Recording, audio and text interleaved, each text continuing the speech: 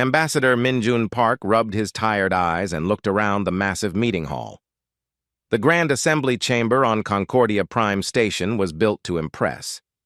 47 different species sat in curved rows that rose up like a giant amphitheater. Holographic displays floated in the air, translating every word into dozens of languages. The whole place smelled like recycled air and alien body chemistry. Minjun had been sitting in this same chair for 6 months. 6 long months of negotiations about the new expansion accords. These rules would decide how every species could claim new star systems and build colonies on empty worlds. For humanity, this mattered more than almost anything. Earth had only joined the galactic community 15 years ago. Humans needed room to grow. The problem was simple. The 3 most powerful species in the galaxy wanted to keep all the best worlds for themselves. Clause 47, announced the Vrelok's ambassador, his voice coming out as a deep rumble. Kurthax was nearly 3 meters tall, covered in thick scales, and his species had conquered half their home galaxy before joining the assembly. Any species discovering a habitable world must submit to a capability assessment by the Assembly Council before beginning colonization. Minjun felt his stomach drop. He glanced at Dr. Hana Choi, his chief advisor, who sat beside him. She was already typing rapidly on her data tablet, her face tight with concentration. "What does that mean in practice?" asked the Prixian delegate, a small being whose species controlled only 6 worlds. The Zenthari representative answered, her multiple arms gesturing smoothly. The Zenthari were merchants and traders, more interested in profit than war, but just as ruthless. The Council would evaluate whether your species has the technology, resources, and experience to properly develop a new world. If not, the world could be assigned to a more capable species. "Assigned to you, you mean," muttered someone from the back rows. The Vrelok's ambassador ignored this. "It is simply a matter of efficiency. Why waste a beautiful world on a species that lacks the ability to use it properly?" Minjun leaned toward Hana. "Analysis?" She showed him her tablet screen. "It's a power grab. The Council has 5 permanent members. 3 of them are Vreloks, Zenthari, and Kelthari. They would control which species get which worlds. We would need their permission for everything." "And they would never give it," Minjun said quietly. "Not unless we gave them something they wanted in return." For the next 3 hours, Minjun tried to negotiate. He proposed amendments. He suggested alternative systems. He pointed out that the original Assembly Charter promised equal rights to all member species, regardless of size or power. The Kelthari's senior representative finally responded. The Kelthari were an ancient species, old when humanity was still living in caves. They spoke slowly and carefully, as if teaching children. "Young Ambassador Park, your passion is admirable. But surely you can see the wisdom in this approach. Humanity has barely mastered jump drive technology. You have only 32 colonies. Perhaps it would be better to learn from those with more experience before claiming more worlds." "We learn by doing," Minjun replied, "just as every species does. And sometimes young species make terrible mistakes," Kurthax added. "We are trying to protect you from your own inexperience." The Zenthari representative made a sound that the translator turned into laughter. "Please, Kurthax, let us be honest. The humans should be grateful for whatever worlds they can get. There are species here with thousands of years of space flight.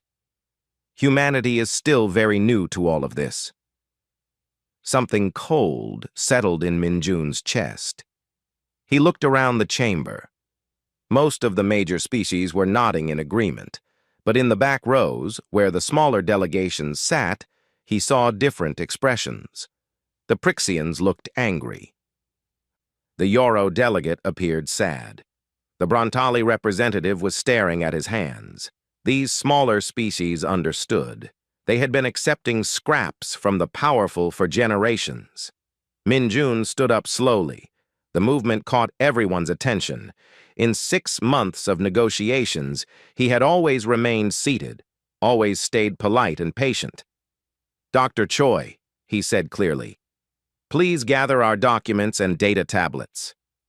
Hana blinked in surprise, then understood. She began collecting their materials. "Ambassador Park?" The Kelthari representative sounded confused. "The session is not yet concluded." "It is concluded for humanity," Min-jun said. His voice was calm and steady. "For 6 months we have participated in these negotiations in good faith. We have compromised. We have listened. We have tried to find common ground. But this clause makes it clear that some species in this chamber do not believe in equal rights. They believe in a hierarchy where the powerful make rules for the powerless." The chamber had gone completely silent. "Earth did not travel to the stars to become a client species," Min-jun continued. "We did not build ships and explore the galaxy just to ask permission from others to exist. The human delegation hereby withdraws from these negotiations. We will pursue our own path forward." Kurthax rose to his full, imposing height. "You cannot simply walk away from the assembly." "We are not leaving the assembly," Min-jun said. "We are leaving these negotiations. There is a difference. We will continue to honor our existing treaties and obligations. But we will not sign an agreement that treats us as children who need permission to grow." He turned to his delegation. 8 humans stood and gathered their belongings. Not one of them looked frightened, though Min-jun knew they must be. They were taking an enormous risk. As they walked toward the exit, Min-jun heard gasps and shocked voices behind them. The chamber erupted in chaotic discussion. Some delegates were shouting, others were demanding order. Min-jun did not look back. He kept walking with his head high and his steps steady. His team followed. Just before they reached the door, Min-jun glanced to his left. The Prixian ambassador was watching them. There were tears on her small face, but she was smiling. She raised one hand in a gesture that might have been a salute. The doors closed behind the human delegation, cutting off the noise from the chamber. In the quiet corridor outside, one of Min-jun's junior diplomats let out a long breath. "Sir, what happens now?" Min-jun looked at his team. "Now we show the galaxy that sometimes walking away from a bad deal is the strongest thing you can do, and we wait to see who follows." Deep in his gut, Min-jun felt certain that they would not be waiting long. The transport ship carrying the human delegation back to their embassy station was quiet. Too quiet. Min-jun sat in the main cabin and watched his team. Some stared out the windows at the stars. Others checked their data tablets nervously. Everyone was wondering if they had just made a catastrophic mistake. "We are going to get so much criticism," said Ambassador Lee, one of the junior diplomats. "Earth's government is going to ask why we threw away 6 months of work." "We threw away nothing," Dr. Hana Choi said firmly. She was reviewing her notes, her fingers moving across her tablet screen. "We proved that humanity will not accept second-class status. That is worth more than any treaty that treats us as inferiors." "But are we strong enough to stand alone?" Lee asked. "The Vreloks have 300 military fleets. The Zenthari control most galactic trade.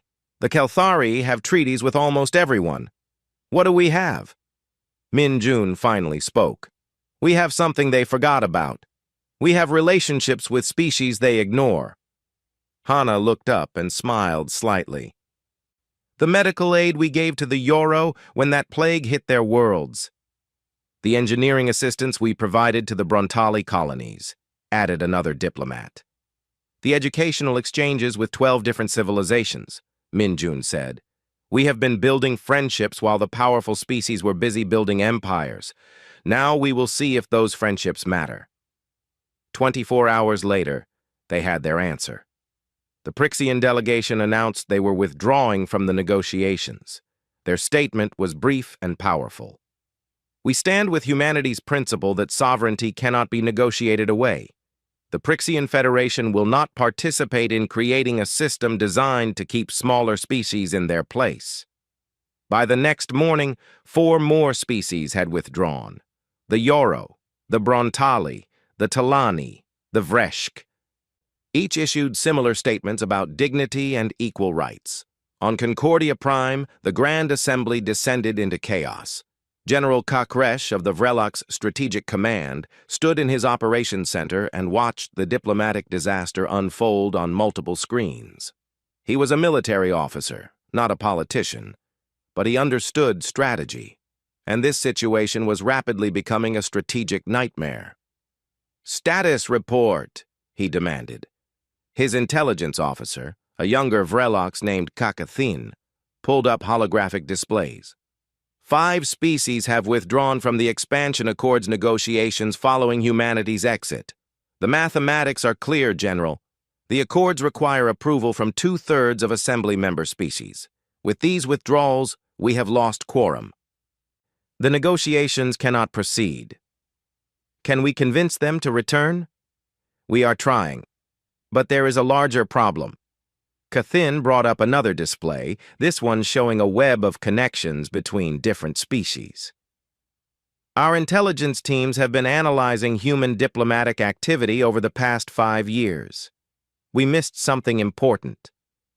The display showed Earth at the center, with lines connecting to dozens of other species. Medical aid here, trade agreements there, technology sharing, cultural exchanges, educational programs. They have been building a network, Kakaresh said slowly. Yes, General. While we were focused on military strength and territorial expansion, the humans were making friends. They helped the Yoro survive their plague crisis. They taught the Brontali how to improve their colony infrastructure. They opened their universities to students from 20 different species. They did not do this for profit or strategic advantage. They did it because they wanted to help. Kakaresh made a disgusted sound. Sentiment. Weakness. Perhaps, Cockfin said carefully, but it has given them influence we did not anticipate. Another officer spoke up. General, Xanthari intelligence is reporting something more concerning. 17 minor species have been conducting quiet trade discussions with human commercial representatives. If humanity establishes a separate economic coalition, it could disrupt Xanthari control over multiple markets. Kakaresh felt a cold sensation. How did we not see this coming? We did not think it mattered, Cockfin admitted. Humanity controls less than 1% of galactic economic output. Their military is small. Their territory is limited. By every traditional measure, they should be irrelevant. But they are not irrelevant, Kakaresh said. No, General, they are not. The Kelthari Council convened an emergency session. Elder Thalin, who had been a council member for 40 standard years, listened as his colleagues argued and blamed each other. This is a disaster, declared one counselor. The minor species are questioning our leadership. Let them question, snapped another. What can they actually do? We control the assembly apparatus. Thalen raised one hand and the chamber fell silent.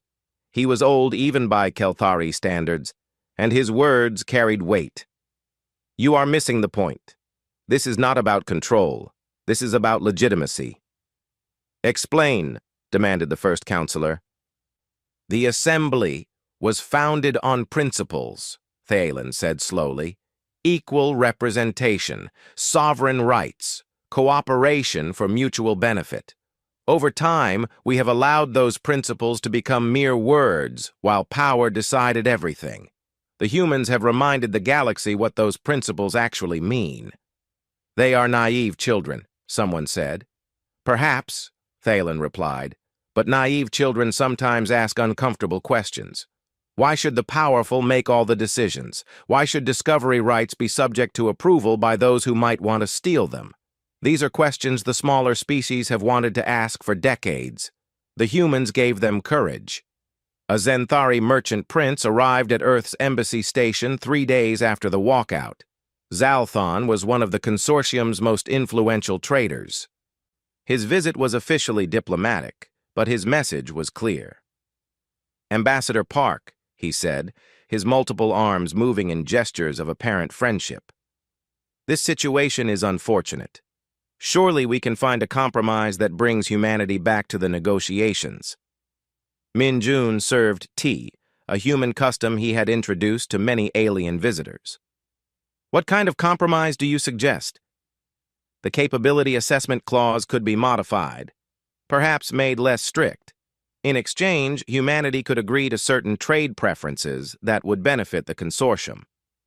So we accept a slightly better version of second-class status, and in return, we give you economic advantages. Zalthon's translator made a sound like laughter. Ambassador, please be realistic. You cannot simply ignore the existing power structure. Trade restrictions could make life difficult for human colonies. It would be unfortunate if medical supplies became harder to obtain or if shipping costs increased dramatically. Min Jun set down his teacup carefully. Merchant Prince Zalthon, humanity survived ice ages. We survived plagues that killed millions. We survived wars that nearly destroyed our entire civilization. We learned patience. We learned that short-term pain is acceptable if it prevents long-term injustice. Can the consortium say the same? Zalthon left without an agreement. That night, Min Jun received a secure communication. It was from the Prixian ambassador using an encrypted channel. Ambassador Park, representatives from 12 species wish to meet with you, quietly, away from Concordia Prime. We believe it is time to discuss an alternative. Min Jun smiled. An alternative to what? An alternative to accepting whatever the powerful species decide to give us. We want to discuss the possibility of a coalition. Species committed to protecting each other's rights. Are you interested? Very interested, Min Jun said. Send me the coordinates. As the communication ended, Hana entered his office. More threats from the Vreloks. They are conducting military exercises near our colonies. Let them exercise, Min Jun said calmly. We have more important work to do. We are building something new. The pressure began exactly 1 week after humanity's withdrawal from the negotiations. First came the trade restrictions. Zenthari commercial houses announced temporary delays in shipping to human colonies. Critical supplies took twice as long to arrive. Prices increased. Independent traders who worked with human merchants received warnings about potential consequences. Then the Vreloks began their military exercises. 3 full battle fleets positioned themselves near human territory, close enough to be threatening, but not close enough to violate any treaties. They practiced invasion maneuvers and broadcast their exercises on public channels so everyone could watch. The Keltarii were more subtle. They circulated diplomatic messages suggesting that humanity was attempting to divide the assembly, that Earth's real goal was to create chaos and seize power while everyone was distracted. Some species believed these rumors. Ambassador Min Jun sat in his office and read the daily intelligence reports. Dr. Hana Choi brought him another cup of tea, which had become their ritual during stressful times. The pressure is working on some species, Hana said. The Talani are considering returning to the negotiations. They depend heavily on Zenthari trade routes. I cannot blame them, Min Jun replied. They must do what is best for their people. What about what is best for our people? Asked Ambassador Lee, who had joined them. Earth's government is receiving complaints from colonists who cannot get medical supplies. The delays are causing real problems. Min Jun was quiet for a moment. Then he made a decision. Contact Minister Jiwoo Kang on Earth. Tell her it is time for the broadcast. Minister of Foreign Affairs. Jiwoo Kang was a small woman with steel in her spine. She had been waiting for this moment. The broadcast went out on all public galactic channels, translated into every major language. She stood in front of Earth's blue and green image, her hands folded calmly in front of her. Citizens of the galaxy, I am Minister Jiwoo Kang, speaking on behalf of humanity. Many of you have heard rumors about Earth's withdrawal from the Expansion Accords negotiations. I want to explain our position clearly. We do not seek to divide the Galactic Assembly. We do not want to create chaos or seize power. We simply believe in the founding principles that the Assembly was built upon. All species, regardless of their age or size or military strength, deserve equal dignity and sovereign rights. When we discovered that the proposed accords would require us to ask permission before expanding to new worlds, we had a choice. We could accept this system and hope that the powerful species would be generous, or we could stand for the principle that discovery rights belong to those who make the discoveries. We chose principle over convenience. We will always make that choice. To the species who face pressure because you support these same principles, we say this: you are not alone. Standing up for what is right is never easy, but it is always worthwhile. History will remember not who was most powerful, but who was most courageous. The broadcast ended. Within hours, the response flooded in. 18 more species issued statements supporting humanity's position. Most did not withdraw from negotiations, but they made their sympathies clear. On social media networks across dozens of worlds, citizens began discussing the issues. Young people especially responded to the idea that smaller species deserved equal treatment. The Prixian homeworld saw protests demanding that their government stay firm. The Euro Parliament voted unanimously to support Earth.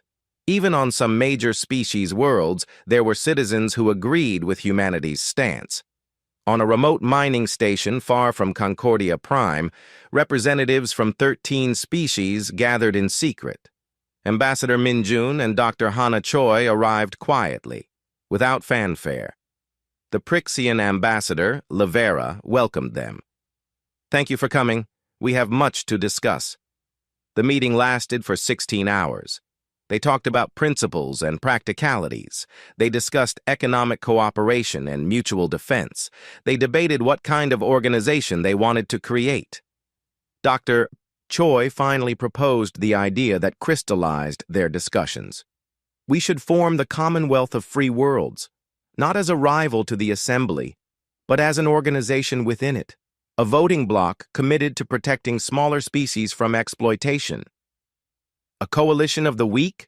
asked the Brontali representative skeptically.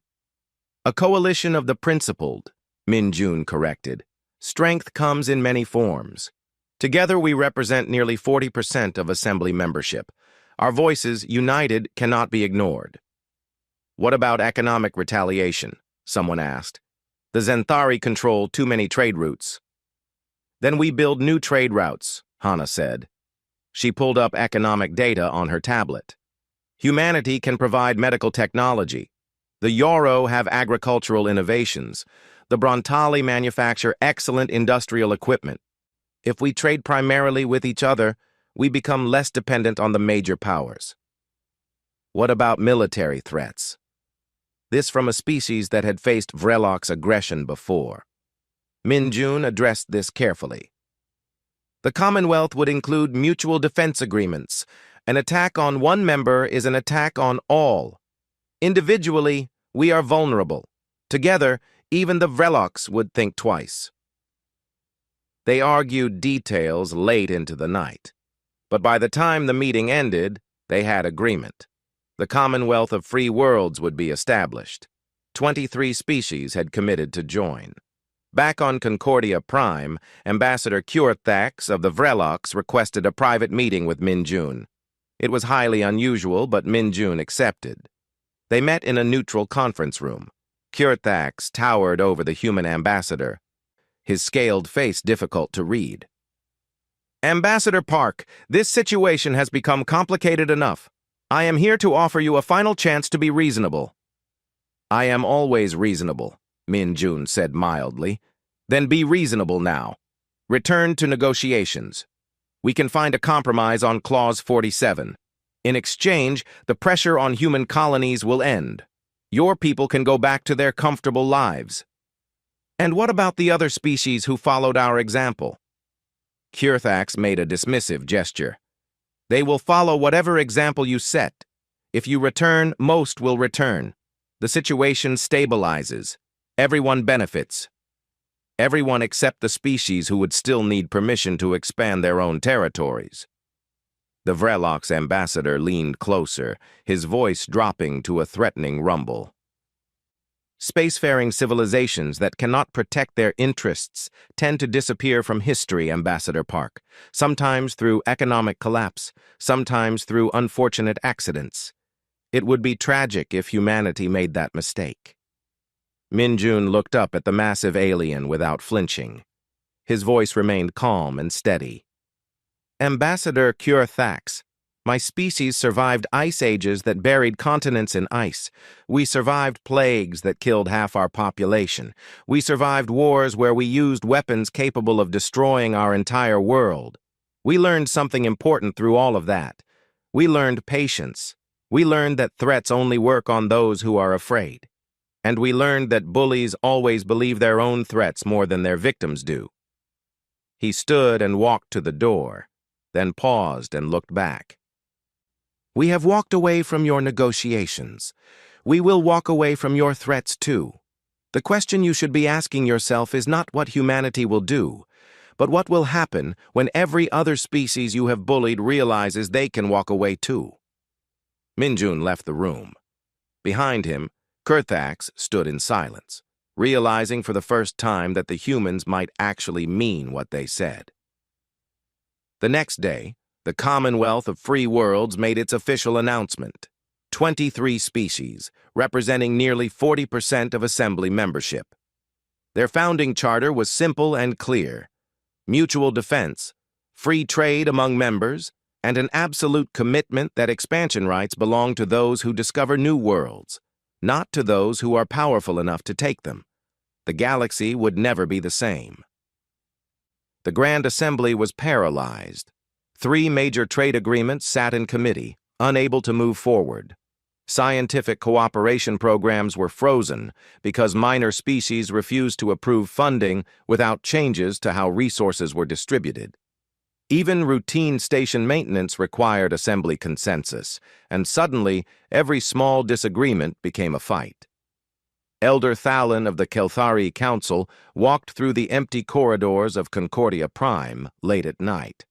He had served on the council for 40 years and had never seen anything like this. The carefully built structure of galactic governance was cracking. He passed a viewing window and stopped to look at the stars. How had it come to this? The Kelthari had always prided themselves on their diplomatic wisdom. They had positioned themselves as mediators, as the reasonable voices who could bridge differences between species. But now, minor species were taking their disputes to human arbitrators instead of Kelthari diplomats. His communicator buzzed. It was his economic advisor with the daily report. The situation is deteriorating, Elder. 2 more commercial agreements have collapsed. The Prixians are refusing to export their rare minerals except to Commonwealth members. The Yoro have closed their agricultural markets to Zenthari buyers. Thalen sighed. What about the humans? That is the interesting part. Our analysis shows that humanity controls only 0.3% of galactic economic output. They are economically insignificant. Then why does this feel like a crisis? Because of their position in 17 critical supply chains. Human medical research has produced vaccines for 4 diseases that were previously incurable. 56 worlds depend on those vaccines. Human agricultural techniques have increased crop yields on 30 planets. Human industrial processes are used in manufacturing facilities across 8 sectors. If we cut them off completely, we hurt ourselves more than we hurt them. Thalen closed his eyes. They made themselves valuable. Yes, Elder. And they did it quietly, without demanding recognition or payment. They simply helped whoever asked for help. Now those species remember. In the Zenthari Consortium's Central Analysis Facility, teams of economists worked around the clock to understand what had gone wrong. Merchant Prince Zalthon reviewed their reports with growing frustration. How did we miss this? He demanded. His chief analyst, a young Zenthari named Pelmoth, pulled up data projections. We were measuring the wrong things, Merchant Prince. We looked at total economic output, total trade volume, total resource control. By those measures, humanity is tiny and irrelevant. But they have made strategic investments in exactly the areas we ignored. Medical research that does not generate immediate profit, but builds goodwill. Agricultural assistance that costs them resources, but creates grateful partners. Educational exchanges that seem wasteful, but build relationships. Zalthon made an irritated gesture. Sentiment. Inefficiency. Perhaps, Pelmoth said carefully, but it has given them influence that money cannot buy. When the Commonwealth announced its formation, 23 species joined immediately. Our intelligence suggests another 15 are considering membership. If this continues, we could lose access to markets that generate 11% of our revenue. 11%? Zalthon was shocked. From species we considered irrelevant? Yes, Merchant Prince. It seems we have been so focused on controlling the largest markets that we forgot about the cumulative value of many smaller ones. On Earth, Minister Jiwoo Kang met with her advisory team. They were reviewing the plan they had developed 6 months before the negotiations even began. We knew they would never accept us as equals voluntarily, Kang said, reviewing the documents. So we prepared for this possibility. Ambassador Min Jun, attending the meeting via holographic link from his embassy station, nodded. We cannot outfight them or outtrade them.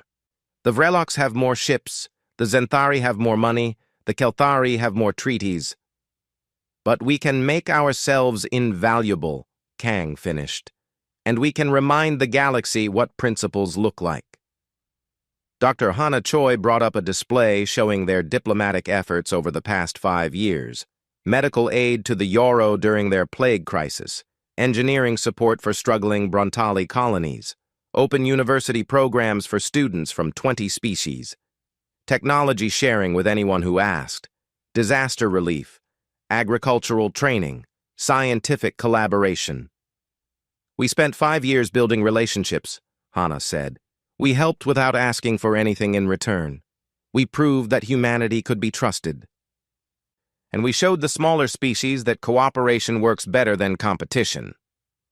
It almost seems naive, admitted Ambassador Lee. Perhaps, Minister Kang said, but naive idealism backed by genuine action is more powerful than sophisticated cynicism backed by empty promises. A priority message interrupted the meeting. It was marked urgent and came from an unexpected source. Ambassador Min Jun opened it and his eyes widened. It is from Sergeant Kakthin of the Vreloks military. She is a junior officer, but I know her. We served together on a joint peacekeeping mission 3 years ago. He read the message aloud. Ambassador Park, I am taking a serious risk by contacting you, but I believe it is necessary.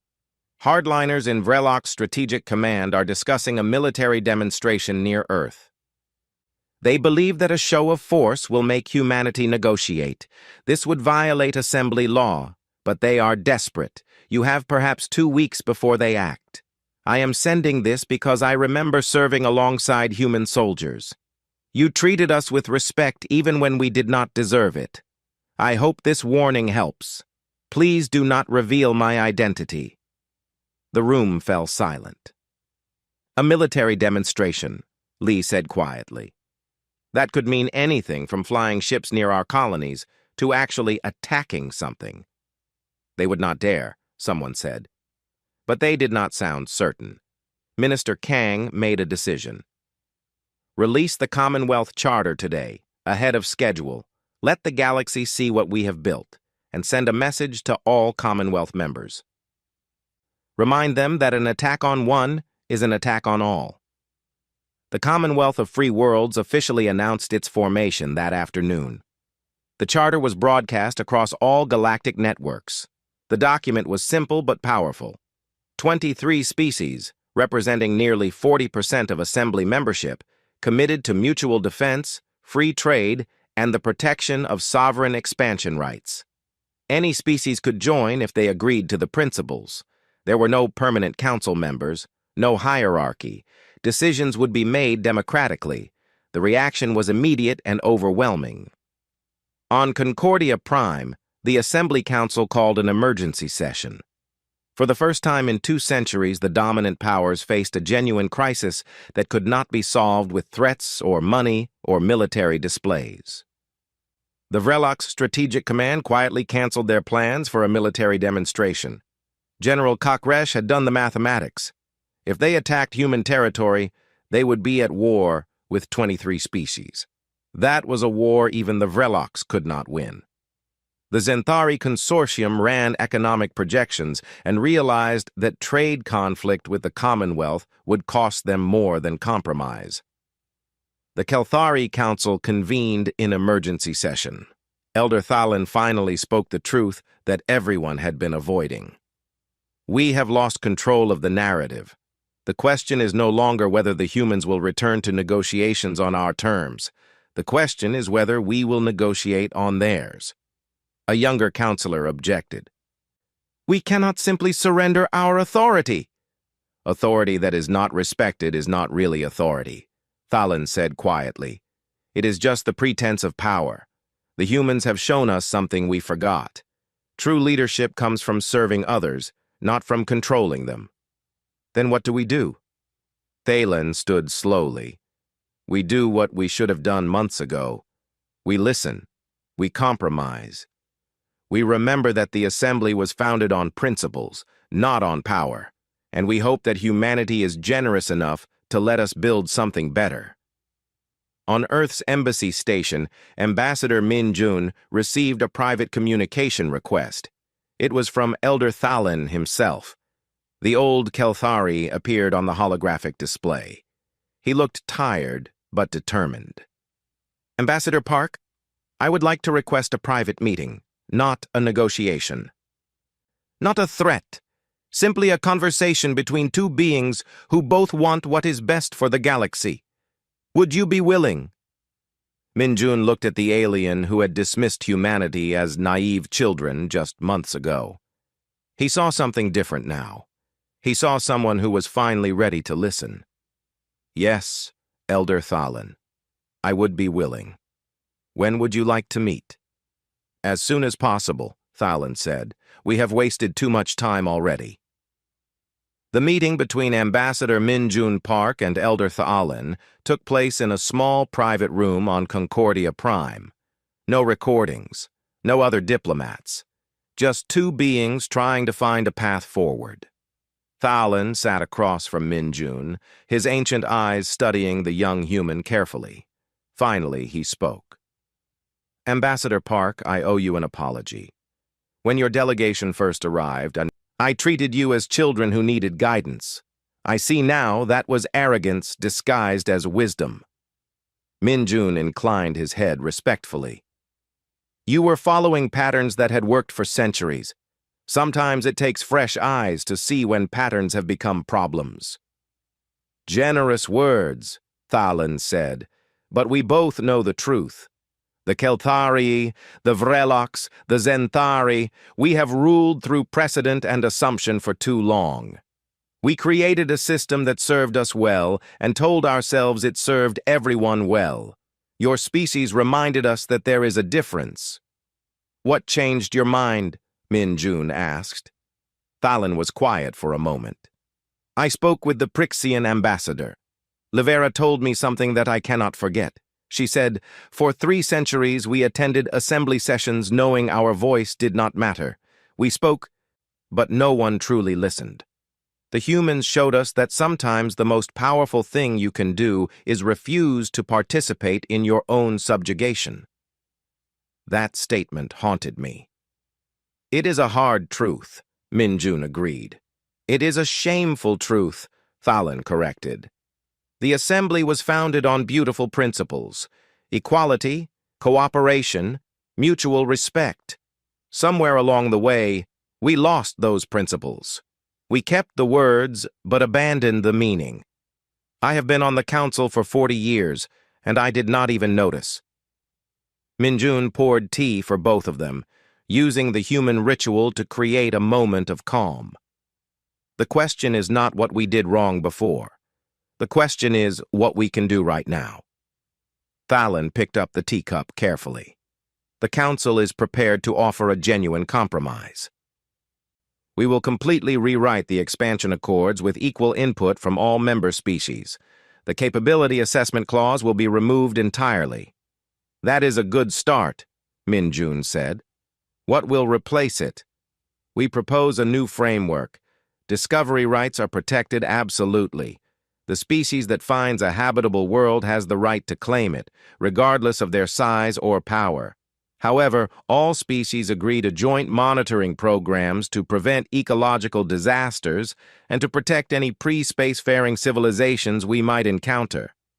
Min-Jun considered this. Who conducts the monitoring? Independent scientific teams drawn from multiple species, not controlled by the Council, transparent and open to review. Better, Min-Jun acknowledged. But the Commonwealth has conditions for returning to negotiations. I expected as much. What are your terms? Min-Jun pulled out a data tablet. First, all assembly votes must be public record. No more closed sessions where the powerful make deals behind closed doors. Second, rotating representation on the Council. Not just permanent seats for the major powers, but elected positions that include smaller species. Third, a formal charter that protects sovereign rights and makes them enforceable. Fourth, independent arbitration for disputes, not arbitration controlled by Council members. Thalen reviewed the list carefully.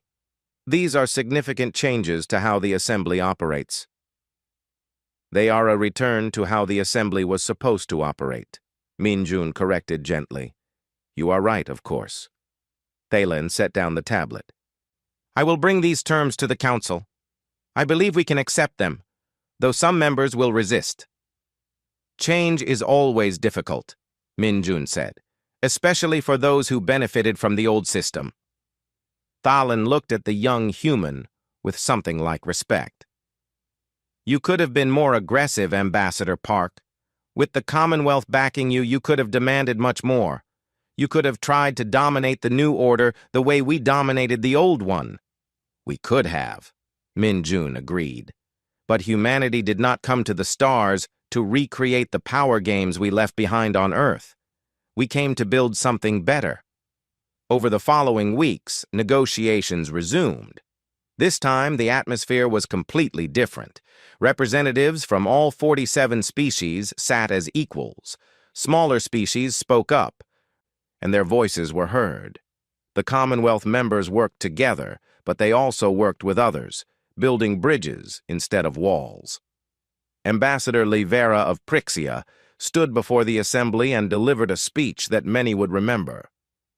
For centuries, my species accepted whatever the powerful chose to give us. We told ourselves it was wisdom to compromise, that it was practical to accept second-class status. But there is a difference between wisdom and fear. The humans taught us that difference. They showed us that standing up for principles is not naive or childish. It is the foundation of true civilization. She gestured to the human delegation.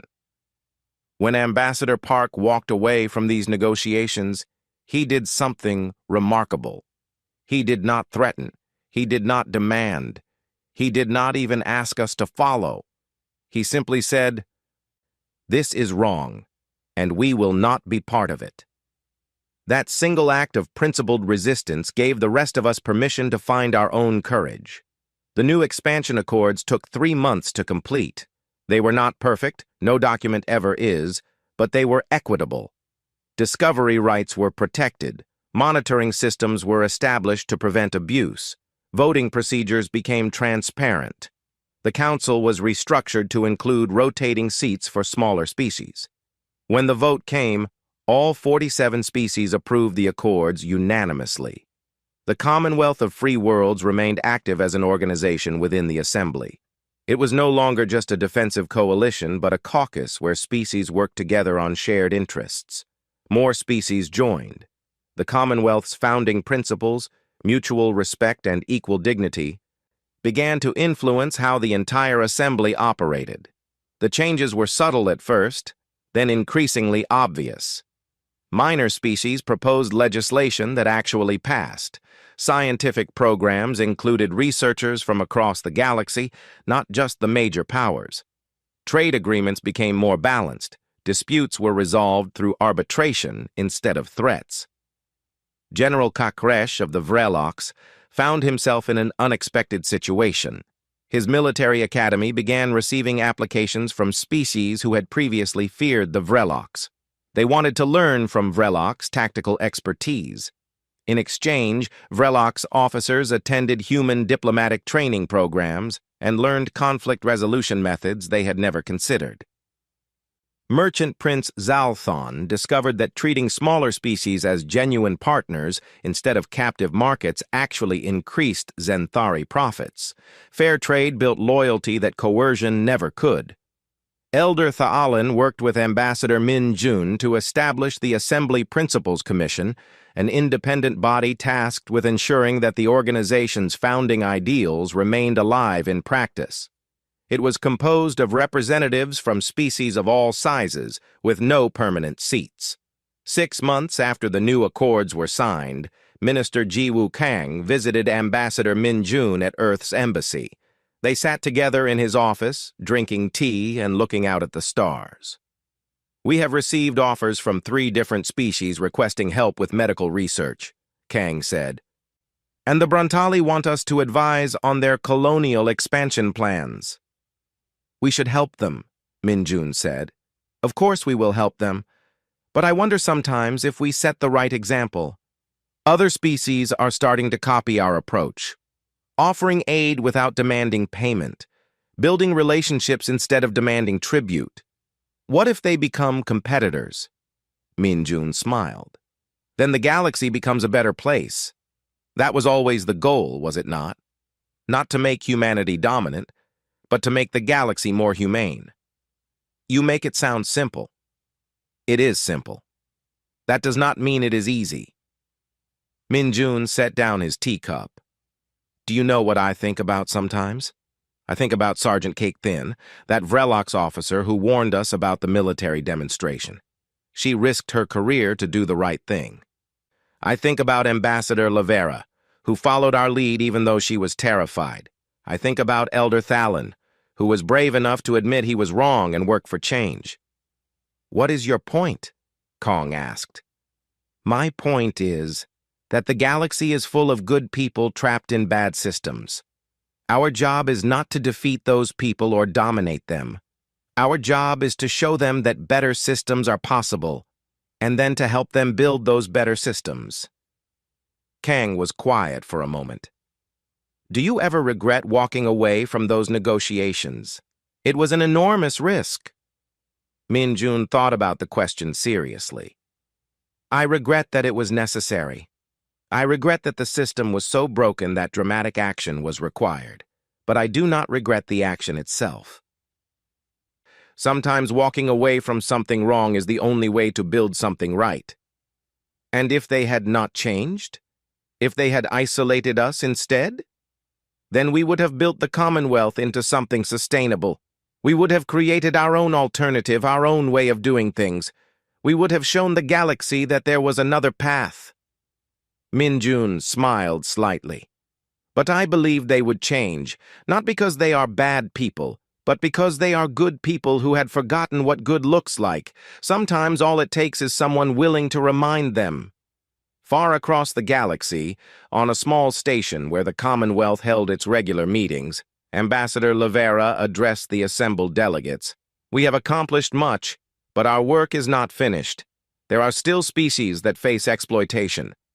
There are still systems that favor the powerful over the just.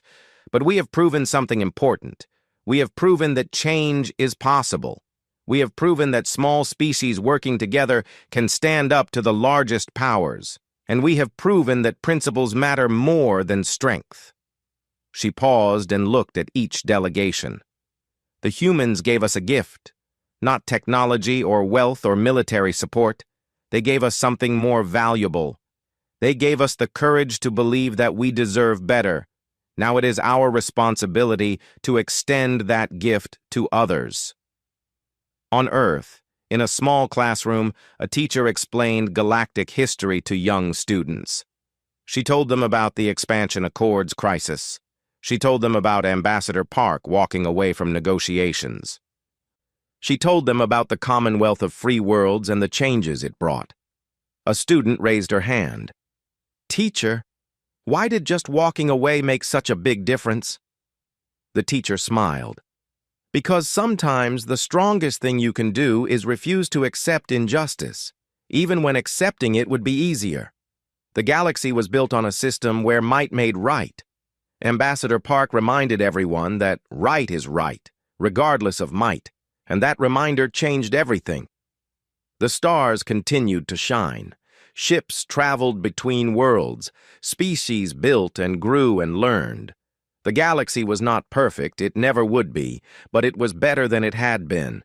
And it would continue to improve, one principled choice at a time." Ambassador Min-Jun Park stood at his window, looking at those same stars, and knew that humanity's journey among them had only just begun.